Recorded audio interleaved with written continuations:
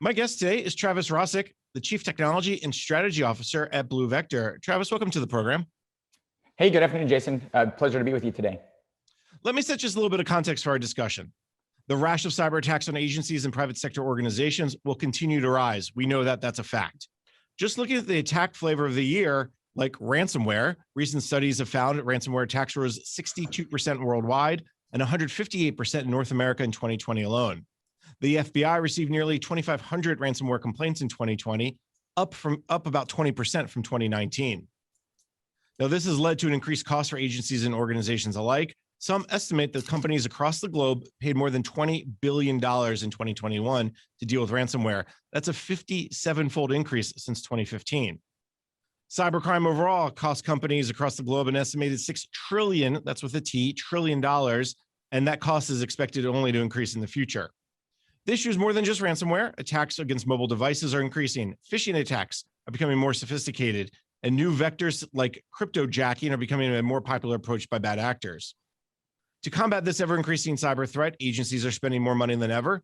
In the fiscal 2022 budget request working its way through Congress today, civilian agencies requested $9.8 billion. That would be a 14% increase over 2021. The Defense Department says its cybersecurity budget request in 2022 is $10.4 billion, bringing the total cyber spending above $20 billion government-wide for the first time. But it's more than just money that's needed. It's also people, it's better data. So for how agencies can take advantage of the people, the data, and the technology to keep bad actors at bay, we turn back to Travis Rossick, the Chief Technology and Strategy Officer at Blue Vector. Travis, I laid out the scariness of cybersecurity, but how do you see what the state of cybersecurity is today? Help me understand what we're looking at and where agencies and others are going. Sure. Obviously, kind of a very scary introduction. So definitely spent many nights awake thinking about this problem over the years. Hence some of the gray hairs that I have, or lack of hair. So, I think that, taking a macro level view of the problem in the cyber domain, it's always been a cat and mouse game, right? So the adversaries are always constantly trying to find gaps or the gray space for the organizations or cyber defenders, right? They're trying to figure out where's the weakness in people, processes, and technologies, and they navigate in that gray space. So, they don't have to follow any rules where we have a laundry list of compliance requirements, regulatory requirements, privacy concerns, that really limit acquisition law that really impedes the speed of detection and response in the cyber domain.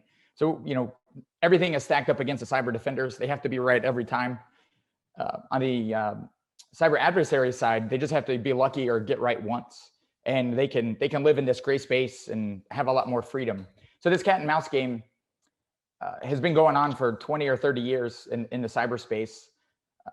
From a perspective, ransomware isn't really anything different than we faced before from a technology perspective. So it is just another piece of another piece of malware.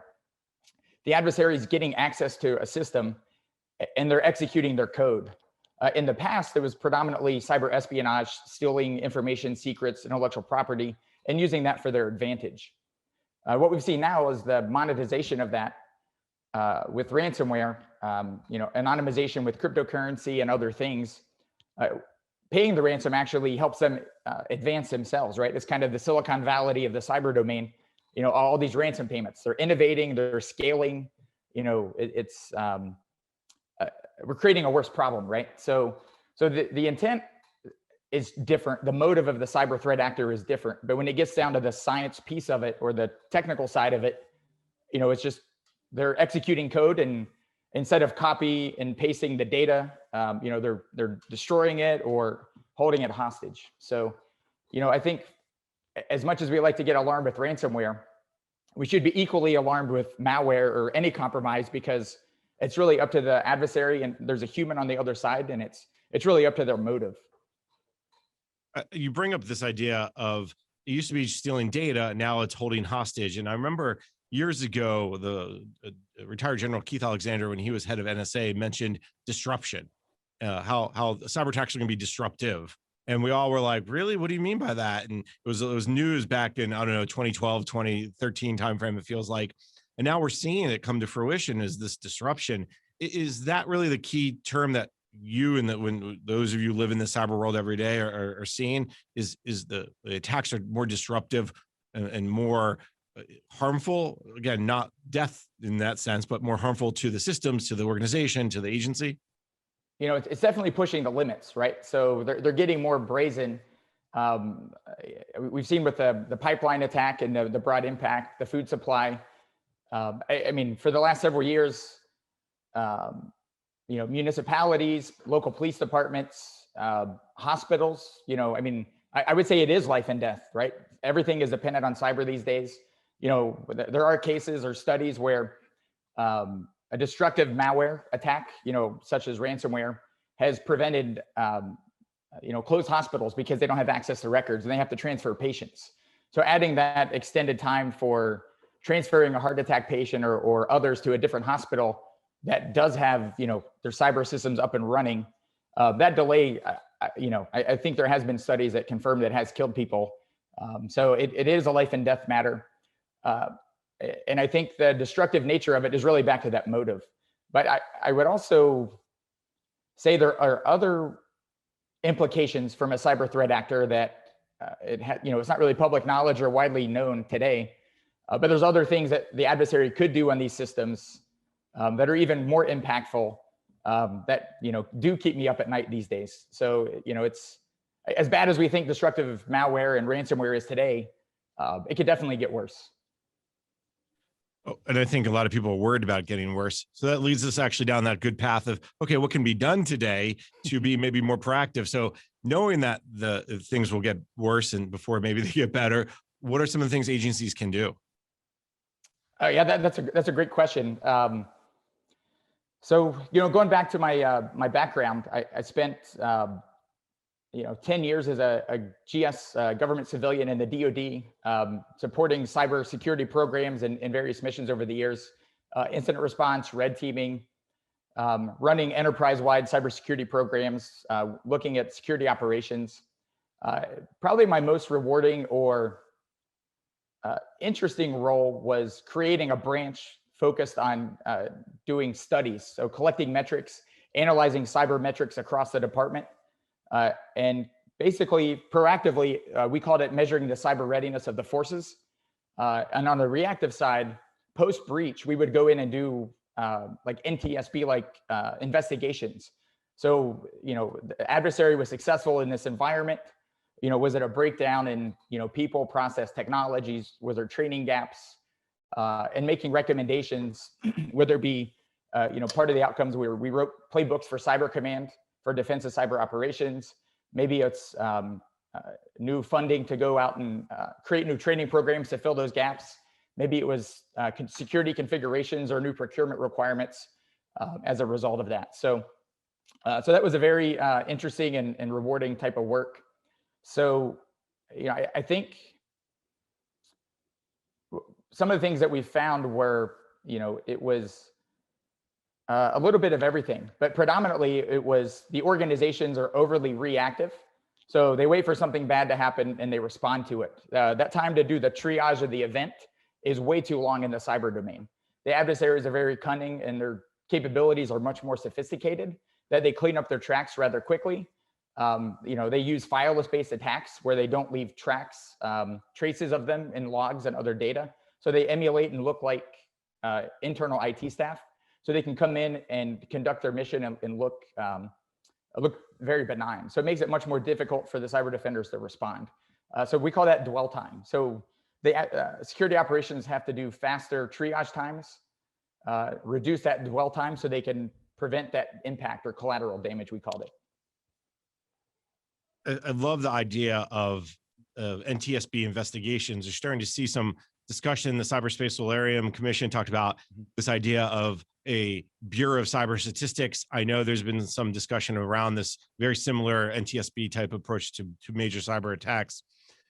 To be proactive, to reduce that dwell time. What is this? It's a people, process, technology challenge. So if you just briefly maybe offer a little bit of each of those, how can they, what the people side, the process side, the technology side, to reduce that dwell time, how would they go about that? Yeah, absolutely. So from we'll go in the reverse order. So from a technology perspective, eh, regardless of, um, so compliance lags what the cyber threat actors are able to do. So there's advanced cybersecurity controls that are in NIST guidance and DoD guidance and other, organizations. However, a lot of the more sophisticated or advanced controls are optional, right? They're recommendations and guidance. So, I think in general, the bare minimum is very heavily dependent on signature-based detection, threat intel-based detection, which means that the attack has to happen. Somebody has to analyze it, create signatures, and they have to be propagated. And it has to be 100% coverage to be successful. As we all know, there is no 100% of anything in the cyber domain. Most organizations can't tell you 100% confidence how many systems or users are on their network. So from that aspect is very reactive. So the ability to detect threats without signatures, the ability to not have to wait for that time for analysis and propagation, especially in the disruptive malware world, is super critical. So trying to do better detection without signatures, do it faster, allows cyber defenders to have a chance, especially in the destructive malware world. From a process perspective, every security operations center I've ever been to, public and private sector, they're short-staffed, there's high turnover rates, they're burned out, and they're all drowning in events. So there's a huge big data problem in this cyberspace. If you just look at network data, endpoint data, every possible device that's out there, mobile devices, they all generate a massive amount of logs, event data. And cybersecurity analysts have to figure out how to make sense of that. Unfortunately, a lot of the cybersecurity tools today are black boxes. So they tell you if something's good or bad, or they tell you if something's bad, but they don't really tell you any context about why, or if they saw something, they weren't sure about it. They really limit that context and exposure. So if you have this big mountain of data, everything is kind of siloed or it doesn't have a lot of context. From a cyber analyst perspective, it's really hard to do really good correlation because you don't have enough insight about why a specific product or tool made a determination, and things that didn't analyze or think was malicious. There's no record of that data anyway. So if you're living in the more sophisticated threat actor space, they're going to focus in that space. So from a security operation perspective, my time in that space, I probably spent 90% of my time looking at false positives, which was probably one of the most unrewarding parts of my career. And on the people side, I kind of mentioned a little bit, there's a huge workforce shortage. There is high turnover rates. So unfortunately, the cybersecurity environment is so complicated now that spending time in an organization, understanding in the commercial world, the business critical systems, how they should operate, how they should act, what's really critical for the business and what normal looks like. In the government side, it's more mission critical systems, right? So what's the minimum things we have to have operational to be cyber resilient? So if you have high turnover rates in these positions, the cybersecurity analysts don't have enough insights into the environment or those critical environments about normal. So that's one aspect of the problem.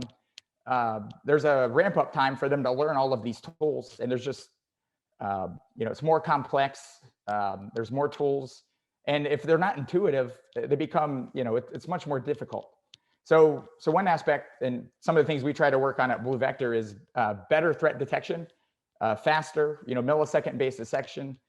Some of the leading edge around using machine learning and other non-signature based detection techniques to detect threats that have never been seen before, but also generating a lot of rich context about why we made decisions of something being malicious or benign.